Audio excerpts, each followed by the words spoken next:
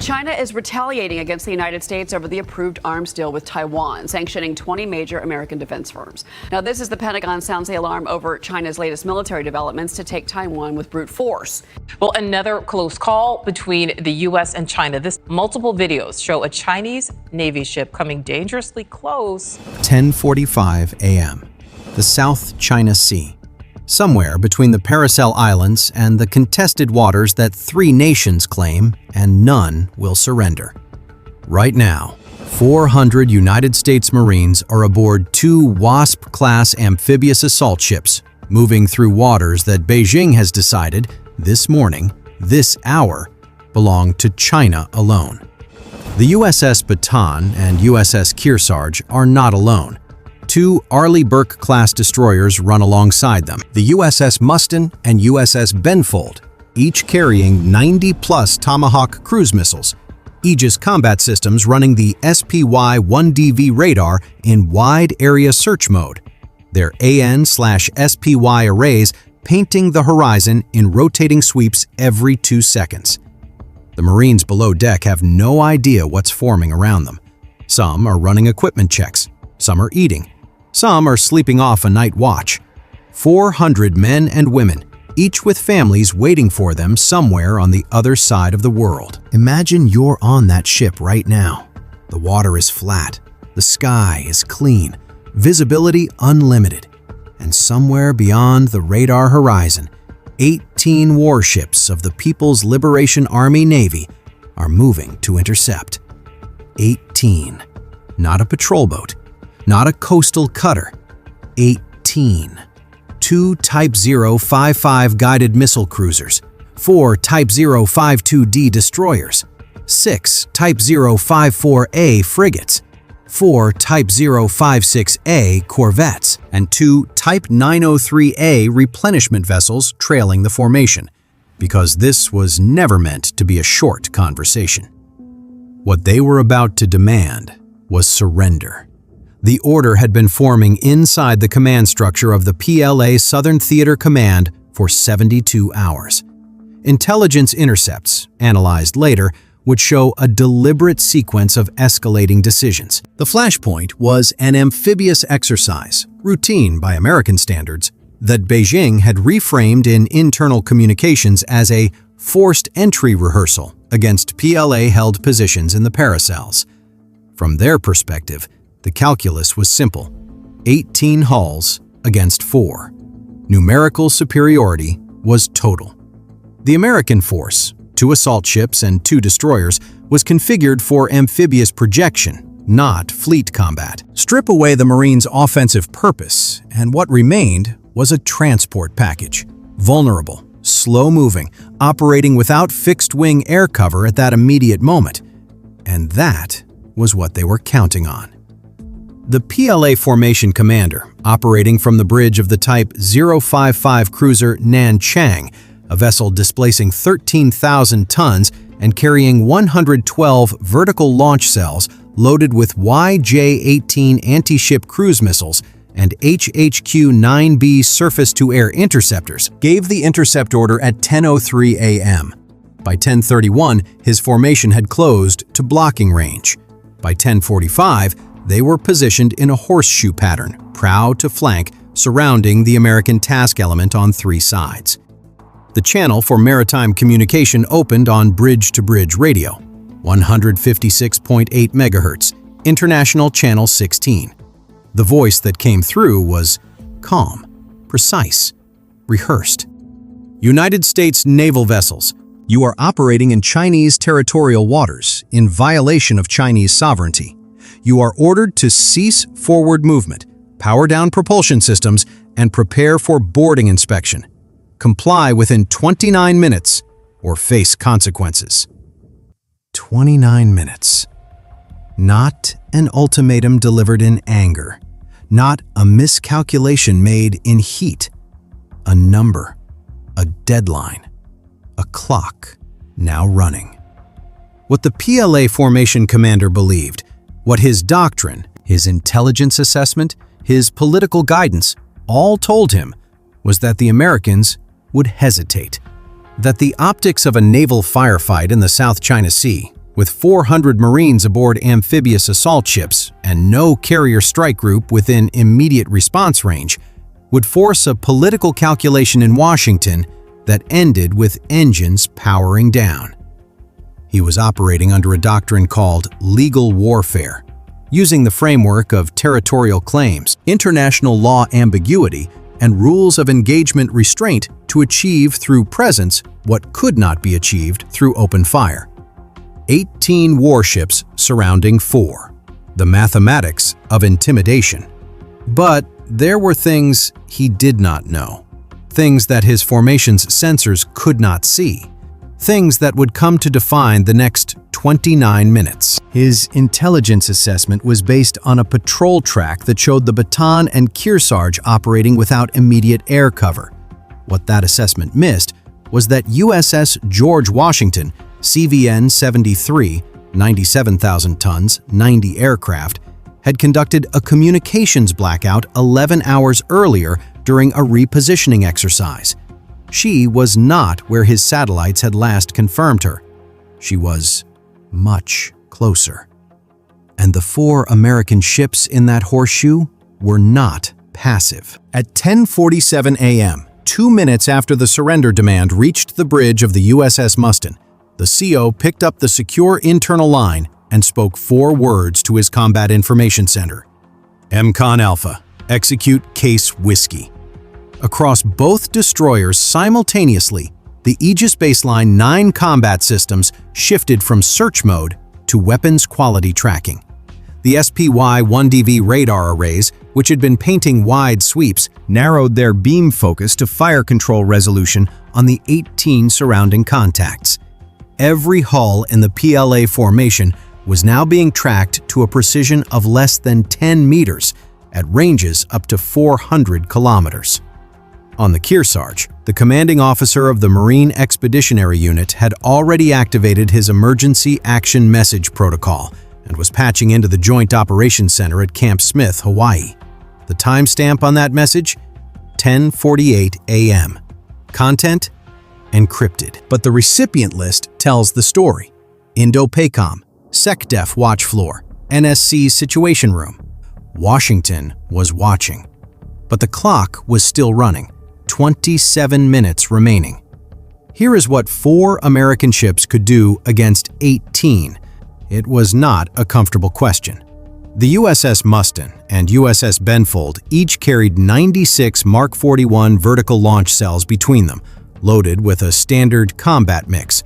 Tomahawk Block 5 cruise missiles for strike, RIM 66, standard missiles for area air defense, RIM 162 ESSM for close-in threats, and 4 RUM 139 VLA SROC anti-submarine rockets. The Aegis combat system, running the AN/SPY radar and the Naval Integrated Fire Control Counter-Air Architecture, could simultaneously track more than 200 contacts and engage multiple targets across different domains without breaking a sweat. The 2 assault ships were different. The Bataan and Kearsarge carried AV-8B Harrier IIs and MV-22 Ospreys. They were not designed to fight a fleet engagement, but they were not helpless. The math was not as lopsided as Beijing calculated. Against the 18 PLA hulls, the Nanchang and her YJ-18 missiles presented the primary threat. The YJ-18 is a sea-skimming, turbofan-powered anti-ship cruise missile with a terminal sprint phase that accelerates to Mach 3 in the final 40 kilometers.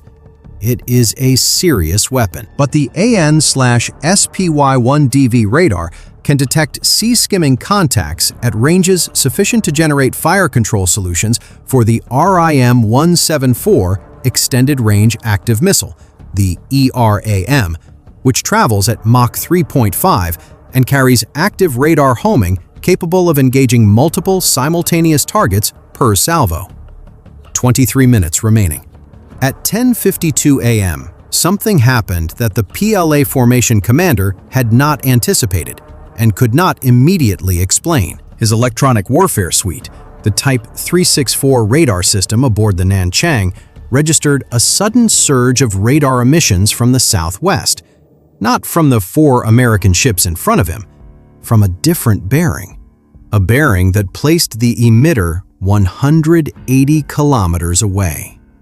Carrier aircraft radar, specifically the AN/APG-79 AESA radar carried by the F/A-18E/F Super Hornet. He ran the geometry in his head. If that signal was real, if those were strike aircraft, then the George Washington was within strike range. His formation was now being tracked from 2 directions simultaneously. He had walked into a box. The George Washington had been running under strict emissions control. No radar, no active comms, passive sensors only. At 10:50 a.m., upon receiving the MCON break signal from USS Mustin, she had launched an immediate strike package. 8 FA-18E Super Hornets from VFA-34, each carrying 4 AGM-84D Harpoon Block 1D anti-ship missiles and 2 AIM-120D AMRAAM long-range air-to-air missiles. Total incoming harpoons from that single strike package, 32 missiles. On top of the 192 vertical launch cells aboard both destroyers, configured and ready. The equation had just inverted. At 10:54 a.m., the USS Mustin came back on Channel 16. PLA Naval Formation. This is the commanding officer of USS Mustin. Your vessels are designated and tracked. You are surrounded by United States naval and air assets with full strike authority. Stand down your intercept formation. Open a navigable channel for the amphibious task element. You have 60 seconds to comply. On the bridge of the Nanchang, the formation commander was running the new numbers. 18 hulls versus 4 surface ships plus a carrier air wing now inbound. His YJ-18 batteries could generate a mass salvo. The doctrine called for simultaneous multi-axis launches designed to saturate Aegis defenses. But 32 inbound harpoons from the aircraft alone, added to whatever the 2 destroyers could generate, would systematically dismember his formation before his second wave could reload. The doctrine of intimidation required the other side to blink first. Neither side was blinking. 18 minutes remaining on the original ultimatum clock, but that clock was now irrelevant. A different clock had replaced it, the one counting seconds until the FA-18s achieved weapons release range. At 10:56 a.m., USS Benfold conducted a live weapons system activation. Not a launch, a very deliberate, very visible action. The Mark 45 5-inch gun mount trained to bearing 315 degrees, directly toward the Nanchang, and locked there. The SPG-62 Fire Control Illuminator Radar, the terminal guidance system for the Standard missile, went active on 3 separate PLA contacts simultaneously. Those 3 ships received immediate indication on their electronic warfare systems that they were being painted for missile engagement. That is not ambiguous. In naval warfare, an active fire control radar lock is not a message. It is a physical event with one meaning. At 10:57 a.m., the PLA formation began to move, not to attack. The horseshoe opened. The Southern Arc, 3 Type 054A frigates began backing engines, creating a navigable lane. The 2 Type 055 cruisers held position, but both reduced their own fire control emissions to standby. The formation commander was doing the only rational thing available to him in the time remaining. He was creating a diplomatic off-ramp wide enough for both sides to use. 15 minutes after the surrender demand, with F/A-18 strike aircraft 90 kilometers out and 8 Aegis fire control channels illuminating his ships, the People's Liberation Army Navy formation stood aside. At 11:04 a.m., the amphibious task element, USS Bataan, USS Kearsarge, USS Mustin, and USS Benfold, with 400 Marines aboard, passed through the opened corridor at 12 knots. The PLA formation tracked them the entire way. No weapons were fired. No blood was spilled. But something else happened in those 29 minutes. Something that cannot be measured in tonnage or missile counts. The PLA Southern Theater Command had built an operation around a single premise: that America would hesitate, that the political cost of escalation in disputed waters would freeze the decision cycle long enough for the intimidation to work. They brought 18 ships to that argument. They built a 29-minute clock. They positioned themselves at every geometric angle of advantage. And in less than 9 minutes, a carrier that wasn't supposed to be there, 2 destroyers that should have been outgunned, and a Marine force that was supposed to be the passive party in the equation had completely reversed the tactical geometry. Let's look at what actually determined the outcome. Not firepower alone. The Nanchang carries 112 VLS cells. The 2 American destroyers together carry 192. Advantage? Marginal. What broke the PLA's calculation was information dominance. The George Washington's repositioning had been invisible to Chinese satellite surveillance during the emissions blackout window. The timing of that blackout, 11 hours before the intercept, was not accidental. When the F/A-8 teams went active at 10:52 a.m., the PLA commander had exactly 4 minutes to recalculate a tactical situation that had required 72 hours to construct. 4 minutes against 72 hours. The PLA lost that exchange the moment his intelligence picture became wrong. Every ship he moved, every weapon he pointed, every minute on that 29-minute clock, all of it was based on data that was already stale before he gave the intercept order. There are 400 people who sat below decks on those ships and felt the ship stop, felt the engines change tone, felt something in the air that veterans feel when the routine stops being routine. Some of them knew exactly what was happening. Most did not.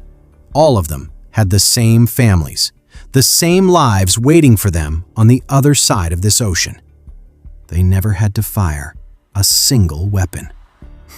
Not because the weapons weren't ready, not because the authority wasn't given, because the information was right, the position was right, and the decision to move the George Washington without broadcasting that movement was right. Decisions made hours before the crisis determined the outcome of the crisis.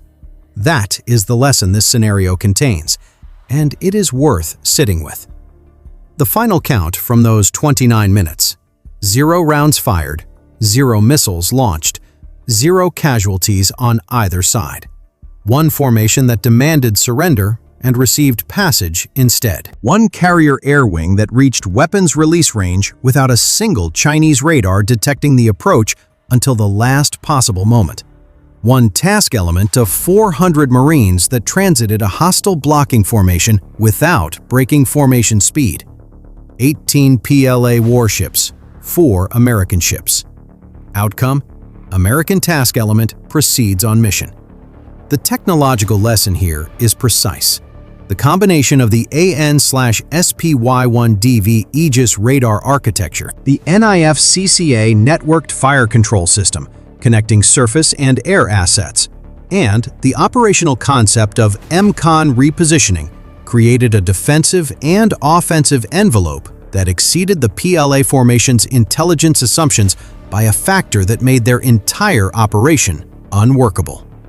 When the weapons systems are right, when the doctrine is right, and when the information advantage is maintained, wars are sometimes won in the planning room before the ships ever leave port. The 29-minute clock ran to 0 without firing a shot. That is not weakness. That is precision. Here is the question worth debating. At what point in those 29 minutes did the PLA commander realize his operation had already failed? And what was the exact moment that made the difference? The answer changes everything about how we think about modern naval deterrence. Drop your analysis in the comments below. Which asset proved most decisive? The Aegis network, the carrier repositioning, or the fire control lock that made the cost undeniable. Subscribe for more in-depth military scenario analysis, because the most important battles are often the ones where the final weapon is never used at all.